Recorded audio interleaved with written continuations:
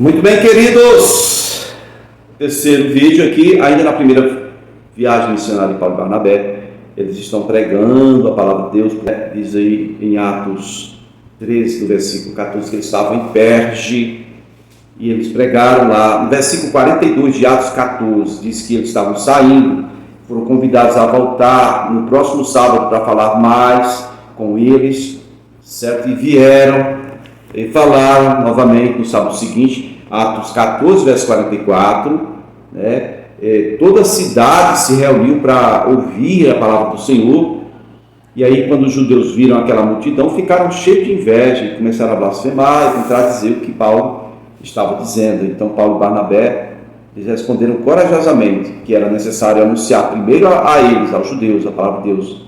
Mas uma vez que eles rejeitam ou não se acharam dignos da vida eterna, agora eles estariam se voltando para os gentios. Isso aí, versículo 45 ao 47. E no verso 47 diz assim: pois assim o Senhor nos ordenou, eu fiz de vocês luz para os gentios, para que você leve a salvação até os confins da terra, certo? Quando eles ouviram isso, os gentios se alegraram, é claro, né? Os judeus ficaram furiosos, e aí incitaram as mulheres, né, esposas de homens de elevada posição, para causar problema. E aí provocaram perseguição contra Paulo e Barnabé, expulsaram eles de Perge, aquele território, né? E então Paulo e Barnabé, sacudindo o pó dos seus pés em protesto contra eles, foram para Icônio, certo? Os discípulos continuavam cheios de alegria do Espírito Santo. Bom, hoje nós iremos ver sobre o que aconteceu quando eles chegaram em Icônio. Fica comigo, é Atos 14, do 1 ao 20.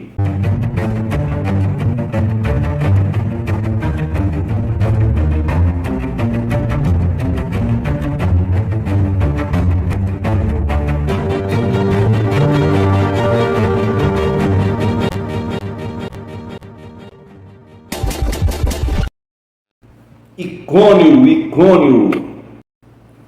Atos 14, 1 diz: em Icônio, Paulo e Barnabé, não é mais Barnabé e Saulo, como de costume, foram à sinagoga judaica. Ali falaram de tal modo que veio a crer grande multidão de judeus e gentios.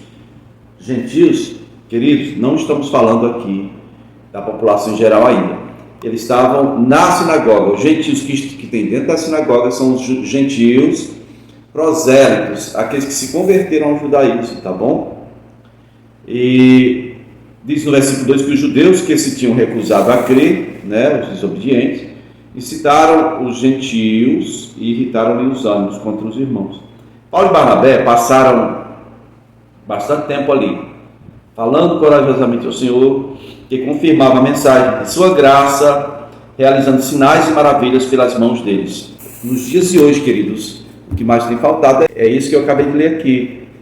O Senhor estava com eles, confirmando a mensagem deles, através de sinais, maravilhas, pelas mãos dos apóstolos. Ou seja, isso é manifestação do poder de Deus.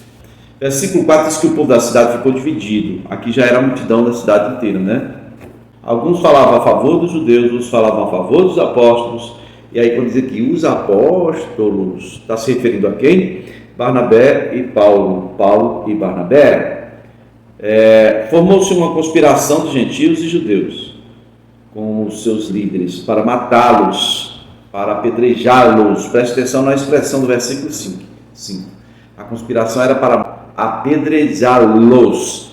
Quem? Barnabé e Saulo.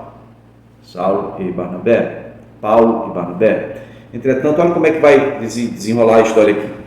Quando eles souberam disso, eles fugiram de Icônio. Eles foram para onde? Para as cidades licaônicas de Listra e Derbe e para os seus arredores, onde continuavam a pregar boas novas. Marquem bem essa história aqui. Eles fugiram de Icônio porque estavam falando em matá-los. Fugiram para Derbe e para Listra, cidades licaônicas. Fica uns 20 milhas ao sul, uma ao sul e outra a uns 100 quilômetros a leste de Icônio, em algum lugar perto da base das chamadas Montanhas Negras e das raízes do Monte Todos. Mas a posição exata geograficamente não foi descoberta até agora, né? e parece que tinha poucos judeus por essas bandas aí. Ninguém ouviu falar de nenhuma sinagoga ali, nem em Listra e nem em Derbe, né? E os apóstolos pregavam geralmente no mercado, então, ou em alguma rua pública, mas algum centro, né? Centro comercial, certo? Provavelmente essa região aí eles pregaram na casa de Timóteo, na casa da mãe dele, né? Lloyd e Eunice. Veio depois se tornar o mais chegado filho, discípulo de Paulo. Uma família da qual a mulher era judia e casada com um cidadão grego. A igreja de Listra foi a primeira igreja cristã composta quase inteiramente de gentios. Listra e Derbe. Não é Perge, é Derbe, tá? Listra e Derbe. Gravem esses dois nomes. Eles fugiram de Icônio, eles vieram para cá porque estavam conspirando para matar os dois, matar Barnabé e Paulo. Olha o que vai acontecer aqui nesse lugar onde vai nascer o principal discípulo de Paulo, né? Olha o versículo 8 aí de Atos, capítulo 14. Diz assim: em Listra, repetir, Listra, havia um homem paralítico dos pés, aleijado desde o nascimento, que vivia ali sentado e nunca tinha andado. Ele estava ouvindo Paulo falar. Quando Paulo olhou diretamente para ele, viu que o homem tinha fé para ser curado. Disse em alta voz: levante-se, fique em pé. Com isso o homem deu um salto e começou a andar. Ao ver o que Paulo fizera em Listra, a multidão começou a gritar em língua licaônica. Não era o grego era derivado, né? Vamos dizer assim.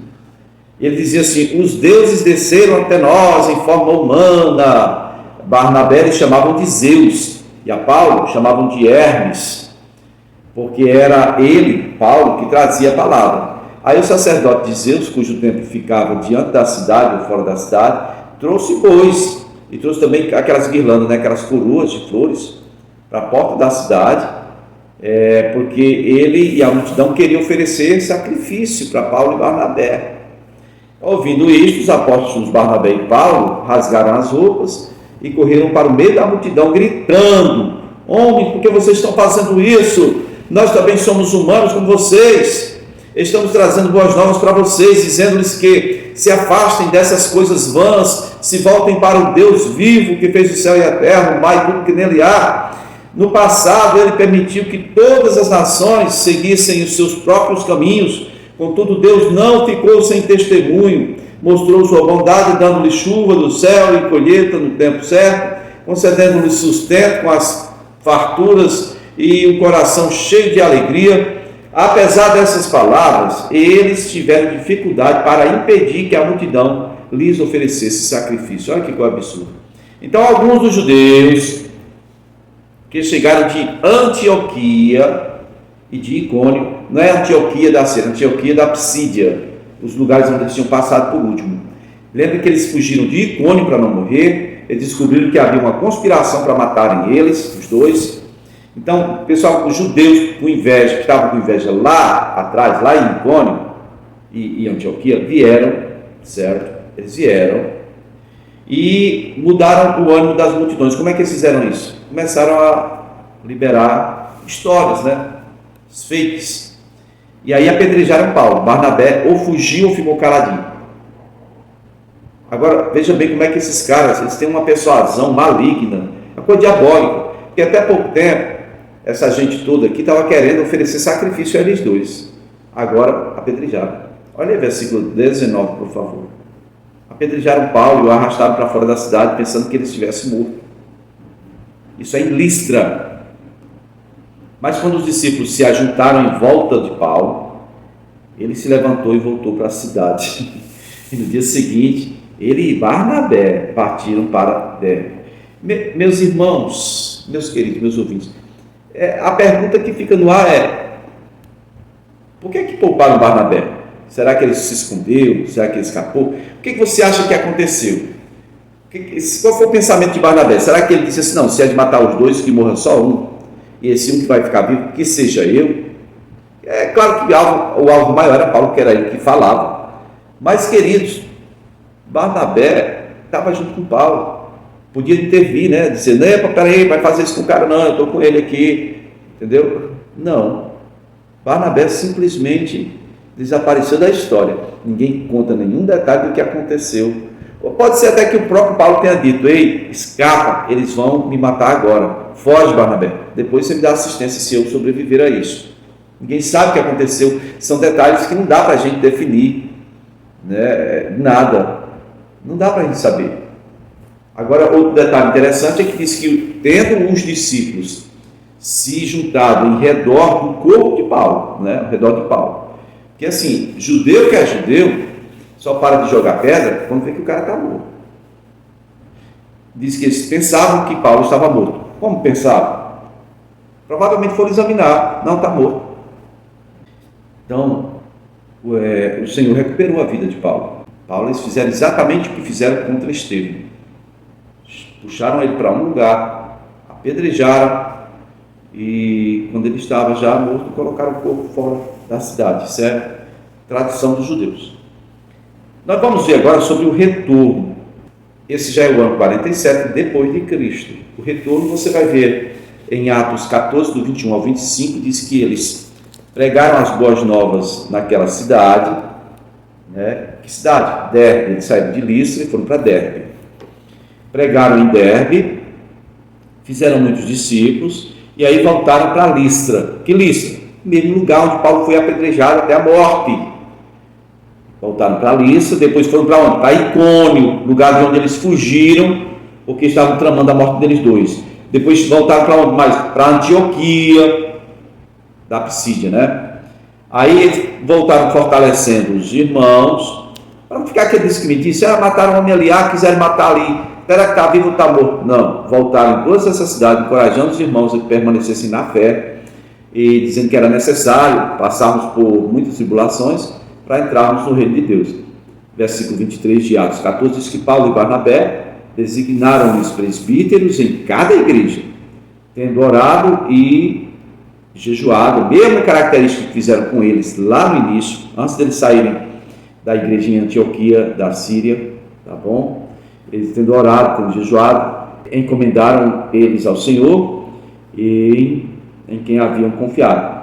E passando pela Pisídia, no caso Antioquia da Pisídia, passando pela Pisídia, chegaram a Panfília.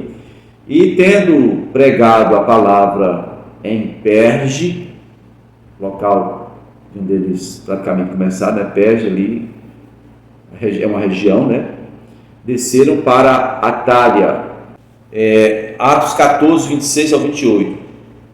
Vai dizer que eles voltaram para Antioquia da Síria, onde tinham sido recomendados a graça de Deus para aquela missão, e agora tinham completado a missão. Chegaram ali, reuniram a igreja, relataram tudo que Deus tinha feito por meio deles, como abrir as portas, né, da fé aos gentios, e ficaram ali muito tempo com os discípulos. A Bíblia em ordem cronológica, aqui na página 1164, diz que esses são os anos 47 a 50 depois de Cristo, ou seja, a viagem durou 2 anos, e eles vão passar mais 3 anos agora na igreja de Antioquia. São 22 anos da igreja de Jerusalém, ou 22 anos da descida do Espírito Santo, são 10 anos da igreja em Antioquia, são 12 anos de Paulo, 12 para 13 anos de Paulo, né,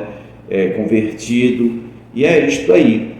Agora a gente vai, no próximo vídeo, para a questão do concílio em Jerusalém, porque durante esses 3 anos de folga, né, entre a primeira e a segunda viagem, tem gente que vai vir de Jerusalém para causar problema na igreja de Antioquia, querendo impor aos irmãos que sejam circuncidados.